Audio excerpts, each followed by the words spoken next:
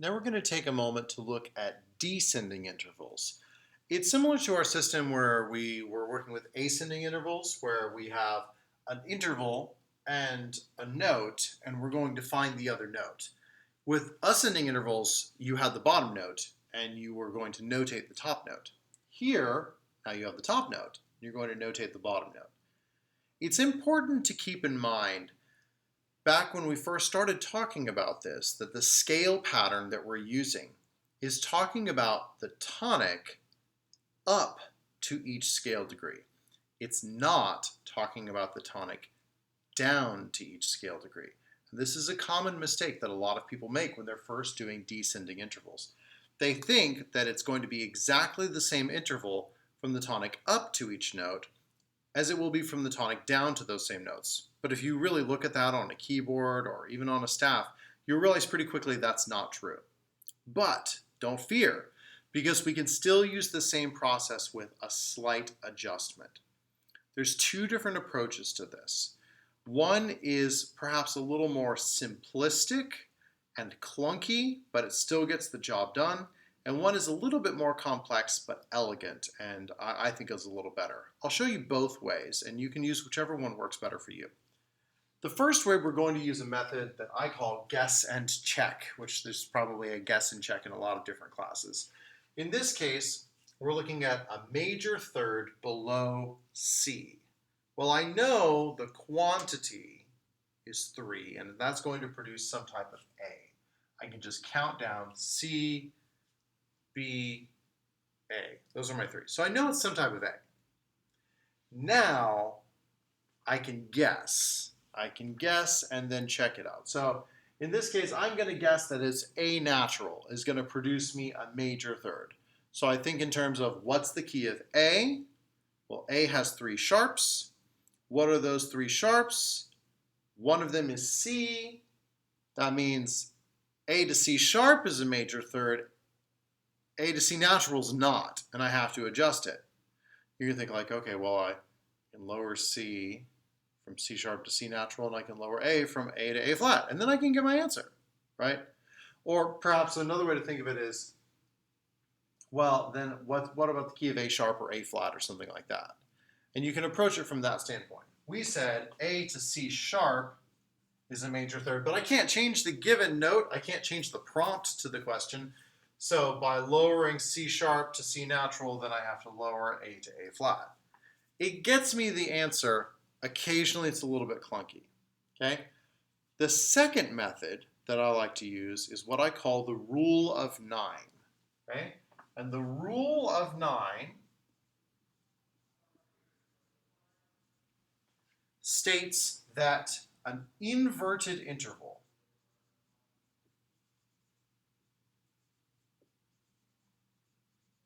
and perhaps we should pause to talk about what an inverted interval is. Inversion just means to change the order.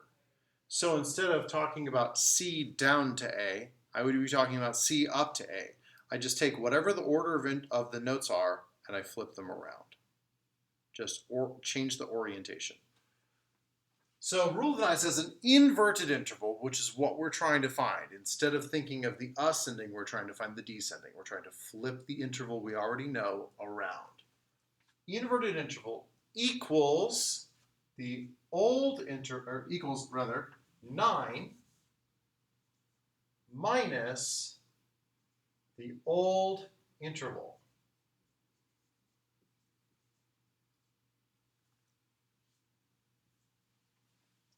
So 9 minus the old interval will get us the new interval. And there is a little part B to it, the quality changes. How does the quality change? Major and minor swap, augmented and diminished swap, and perfect stays perfect. Why does it need to change? It's perfect already.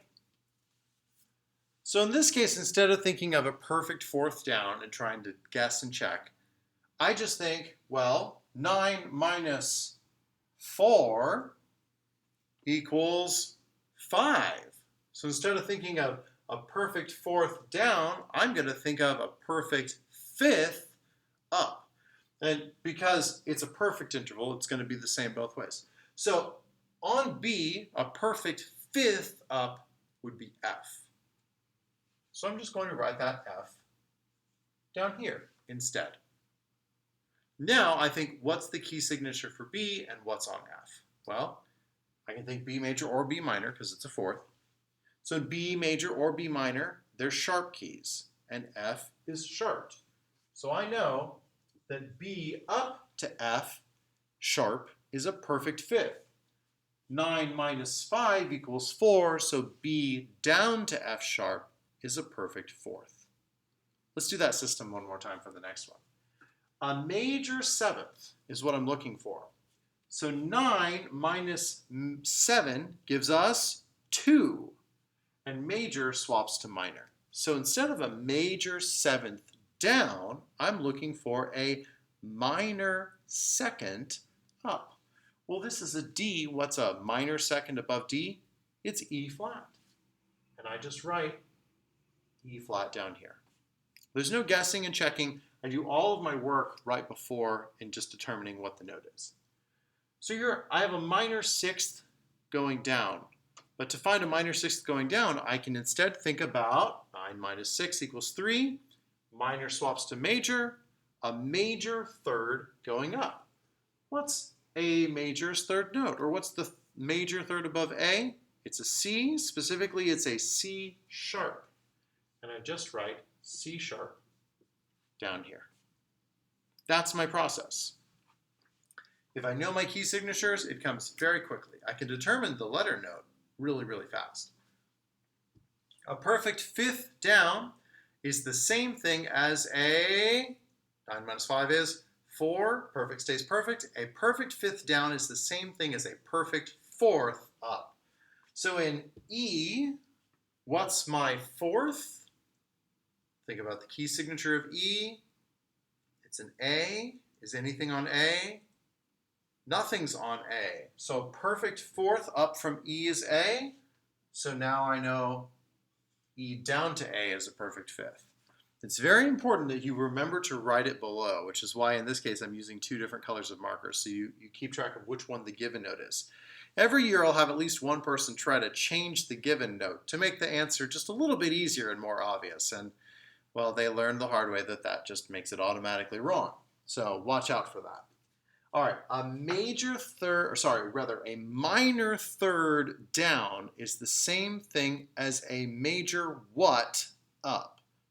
A major sixth. So this is F, and in F major, what's the sixth note? Count. It's D. It's D natural. So all I have to do is write D there and I'm already done. 2 more. Major sixth down is the same thing as a what going up.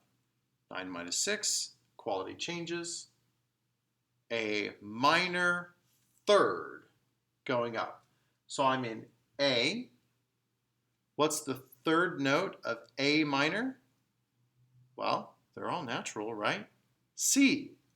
So A up to C is a minor third, which means that A down to C is a major sixth. Last one here. We have a major second down from D. I can do this 2 ways. Just like we talked about with seconds before, they're pretty easy to count. So I can count it if I want. What is a major second? It's a whole step. What's a whole step below D? It's a C. If that's not working for you, you'd rather just keep one system the entire way, you can still use the rule of 9. A major second down is the same thing as a minor seventh up. In D minor, the 7th note is C. I personally would probably think in terms of just counting a whole step down. That's just a step in a scale. But by all means, you're welcome to use that system. So in terms of all of these, in identifying an interval, analyzing a 2-pitch distance, in notating an ascending interval, and in notating a descending interval, with all of these cases, we're relying very, very heavily on our knowledge of scales and specifically key signatures. If you have your key signatures memorized, truly, truly memorized, this is going to be quick and easy and simple. But if you don't have them memorized, you're going to have to spend a lot of extra time working through, figuring out, doing the math, carrying the one, all of that, when you could just, boom, have the answer. So if you're not yet to the point where your key signatures are truly memorized, I urge you, please, please, please get there as soon as possible, because then all of this and everything we're going to do afterwards will be so much easier.